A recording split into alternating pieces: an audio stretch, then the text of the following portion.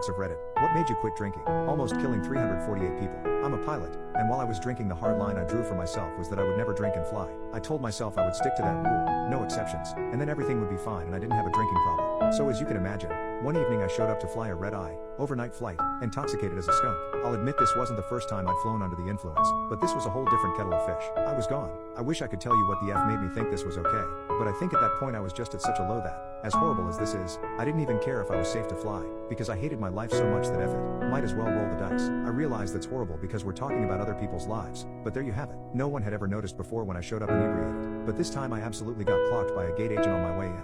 I made it onto the flight. She was new to the airport and didn't know all the steps for immediate protocol, but I knew she was going to report it and that I was cooked. Once I heard a couple flight attendants on the plane gossiping about it after we'd taken off, that sealed it. I spent the entire flight wondering how I was going to get out of this one. I decided my only option was to get the plane in way ahead of schedule so that whoever had been flagged to meet me on the other side wouldn't be there yet, hoping to God that a